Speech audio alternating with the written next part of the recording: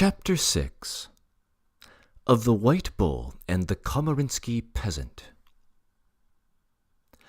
Before I have the honor of presenting the reader with Foma Fomitch in person, I think it is absolutely essential to say a few words about Falale, and to explain what there was terrible in the fact of his dancing the Komarinsky, and Foma Fomitch's finding him engaged in that light-hearted diversion. Falale was a house-serf boy, an orphan from the cradle, and a godson of my uncle's late wife. My uncle was very fond of him.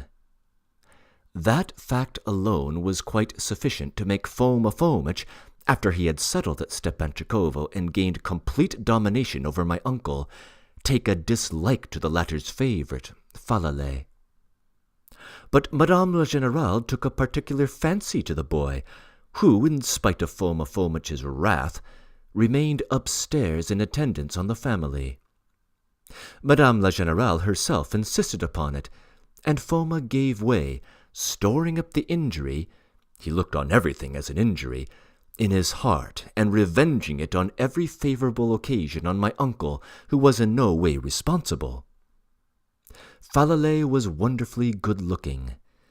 He had a girlish face, the face of a beautiful peasant girl.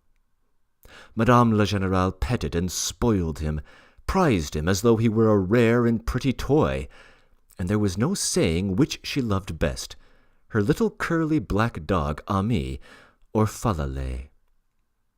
We have already referred to his costume, which was her idea.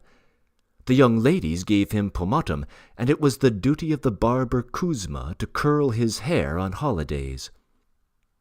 This boy was a strange creature. He could not be called a perfect idiot or imbecile, but he was so naive, so truthful and simple-hearted, that he might sometimes be certainly mistaken for a fool. If he had a dream, he would go at once to tell it to his master or mistress. He joined in the conversation of the gentlefolk without caring whether he was interrupting them. He would tell them things quite impossible to tell gentlefolks. He would dissolve into the most genuine tears when his mistress fell into a swoon, or when his master was too severely scolded. He sympathized with every sort of distress. He would sometimes go up to Madame la Générale, kiss her hands, and beg her not to be cross, and the old lady would magnanimously forgive him these audacities.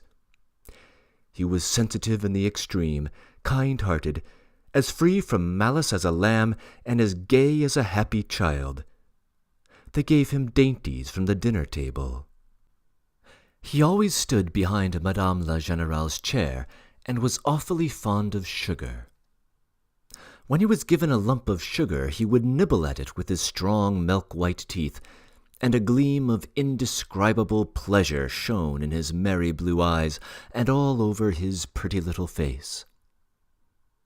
For a long time Foma Fomitch raged, but reflecting at last that he would get nothing by anger, he suddenly made up his mind to be Falale's benefactor. After first pitching into my uncle for doing nothing for the education of the house-serfs, he determined at once to set about training the poor boy in morals, good manners, and French. "What?" he would say in defense of his absurd idea, an idea not confined to Foma Fomitch, as the writer of these lines can testify. "What? He is always upstairs waiting on his mistress. One day, forgetting that he does not know French, she will say to him, for instance, 'Donnez-moi mon mouchoir.' He ought to be equal to the occasion and able to do his duty even then." But it appeared not only that it was impossible to teach Falale French, but that the cook, Andron, the boy's uncle, who had disinterestedly tried to teach him to read Russian, had long ago given it up in despair and put the alphabet away on the shelf. Falale was so dull at book-learning that he could understand absolutely nothing. Moreover, this led to further trouble. The house-serfs began calling Falale, in derision, a Frenchman, and old Gavrila, my uncle's valet, openly ventured to deny the usefulness of learning French.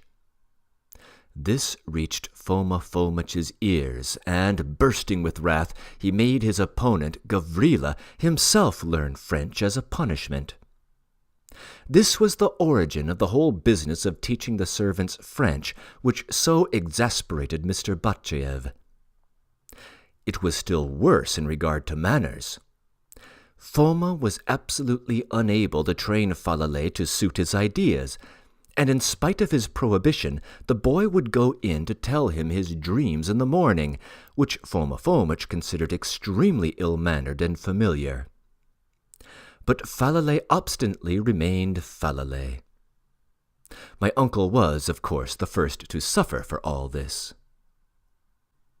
Do you know what he has done today?" Foma would exclaim, selecting a moment when all were gathered together in order to produce a greater sensation. "Do you know what your systematic spoiling is coming to? Today he gobbled up a piece of pie given him at the table, and do you know what he said of it? Come here, silly fool, come here, idiot, come here, red face." Falale would come up weeping and rubbing his eyes with both hands.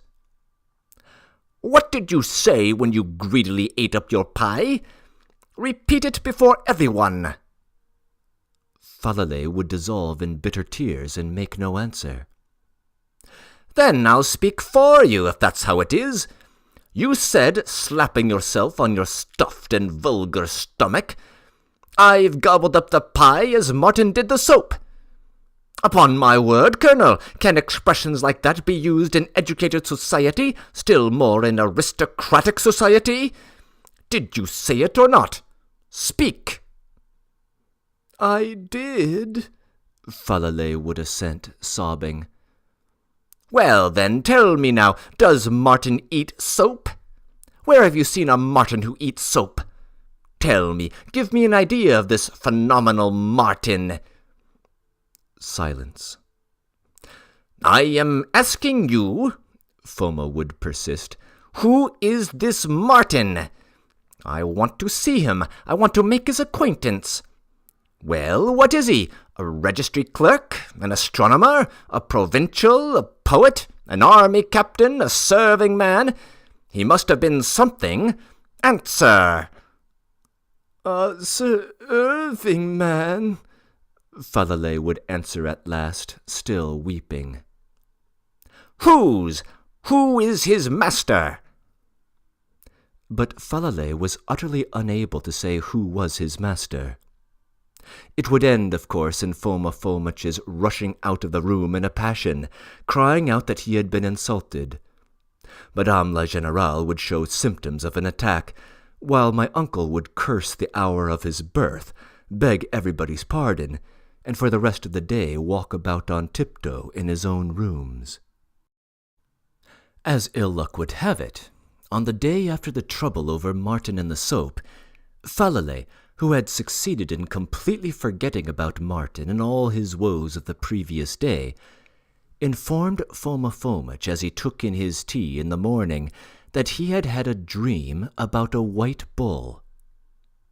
This was the last straw. Foma Fomich was moved to indescribable indignation. He promptly summoned my uncle and began upbraiding him for the vulgarity of the dream dreamed by his Falale. This time severe steps were taken. Falale was punished. He had to kneel down in the corner.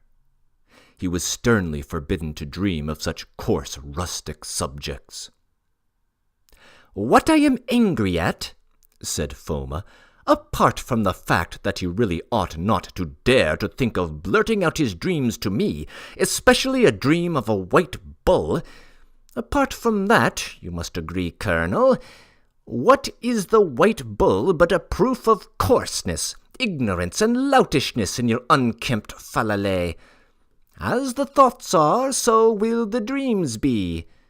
Did I not tell you before that you would never make anything of him, and that he ought not to remain upstairs waiting upon the family? You will never, never develop that senseless peasant soul into anything lofty or poetical.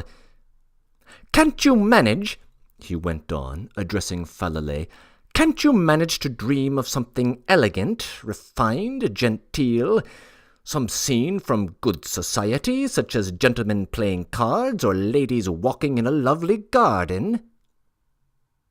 Falale promised he would be sure to dream next night of gentlemen or ladies walking in a lovely garden.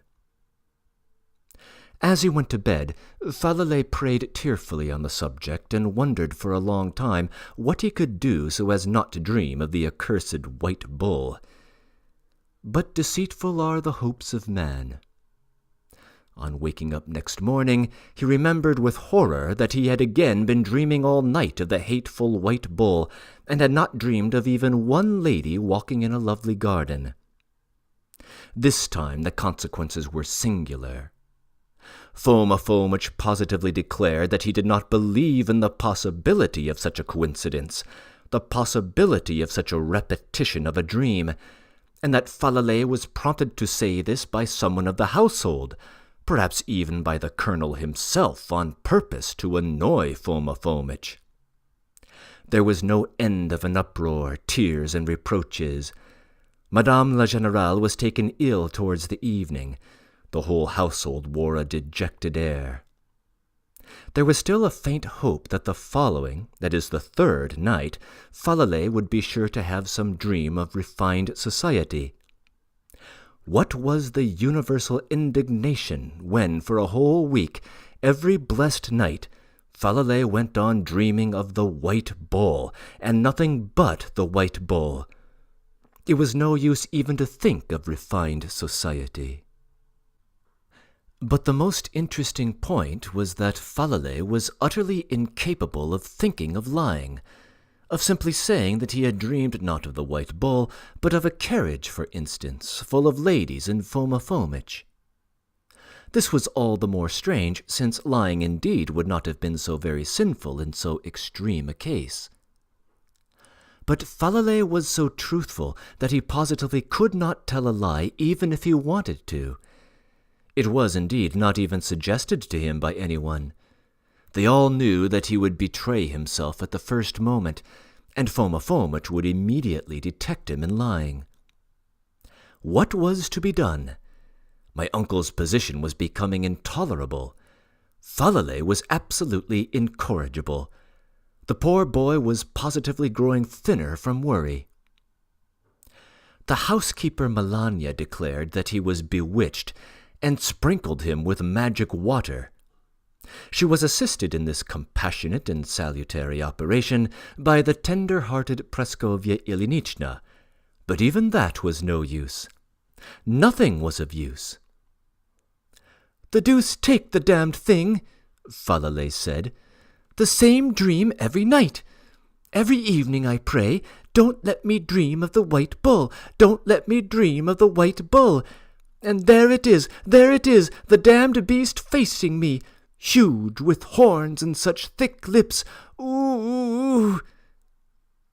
My uncle was in despair, but luckily Foma Fomitch seemed all at once to have forgotten about the white bull. Of course no one believed that Foma Fomitch could forget a circumstance so important. Everyone assumed with terror that he was keeping the white bull in reserve, and would bring it out on the first suitable occasion. It appeared later on that Foma Fomitch had no thoughts to spare for the white bull at that moment. He had other business in hand, other cares. Other plans were maturing in his beneficent and fertile brain.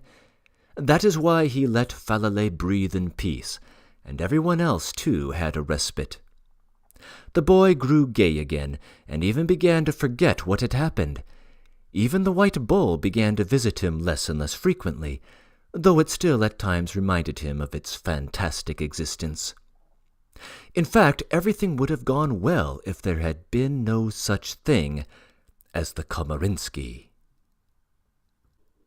It must be noted that Falale was an excellent dancer. Dancing was his chief accomplishment, even something like his vocation. He danced with vigor, with inexhaustible gaiety, and he was particularly fond of dancing the Komarinsky peasant. Not that he was so much attracted by the frivolous and in any case inexplicable steps of that volatile peasant. No, he liked dancing the Komarinsky solely because to hear the Komarinsky and not dance to the tune was utterly beyond him. Sometimes in the evenings 2 or 3 of the footmen, the coachman, the gardener who played the fiddle, and even some of the ladies of the servants' hall would gather together in a circle in some backyard as far away as possible from Foma Fomitch. Music and dances would begin, and finally the Komarinsky would triumphantly come into its own. The orchestra consisted of 2 balalaikas, a guitar, a fiddle, and a tambourine, with which the postilion Mityushka was a capital hand. Falalay's condition was worth watching at such times. He would dance to complete oblivion of himself, to utter exhaustion, encouraged by the shouts and laughter of his audience. He would squeal, shout, laugh, clap his hands. He danced as though carried away by some intangible outside force with which he could not cope, and he struggled persistently to keep up with the continually increasing pace of the reckless tune as he tapped on the ground with his heels. These were minutes of real delight to him, and everything would have gone happily and merrily if rumors of the Komarinsky had not at last reached Foma Fomitch. Foma Fomitch was petrified, and sent at once for the colonel. "There is only one thing I wish to learn from you," Foma began. "Have you positively sworn to be the ruin of that luckless idiot or not? In the first case I will stand aside at once. If not, then I—" "But what is the matter? What has happened?" cried my uncle, alarmed. "You ask what has happened? Do you know that he is dancing the Komarinsky?" Well, what of it?" "Well, what of it?" shrieked Foma. "And you say that you, their master, standing in a sense in the place of their father. But have you then a true idea of what the Komarinsky is? Do you know that that song describes a debauched peasant attempting in a state of drunkenness the most immoral action? Do you know what sacrilege it is that vicious little Russian is committing? He is trampling upon the most precious bonds and, so to say, stamping them under his big loutish boots, accustomed to tread only the floor of the village inn. And do you realize that you have wounded my moral feelings by your answer? Do you realize that you have insulted me personally by your answer? Do you understand that or not?" "But, Foma, why, it's only a song, Foma." "You say only a song? And are you not ashamed that you own to me that you know that song? You, a member of honourable society, the father of honourable, innocent children, and a colonel into the bargain. Only a song. But I am certain that the song is drawn from real life. Only a song. But what decent man can, without a blush of shame, admit that he knows that song, that he has ever heard that song? What man could?" "Well, but you see, you know it yourself, Foma, since you ask about it," my disconcerted uncle answered in the simplicity of his heart. "What? I know it? I?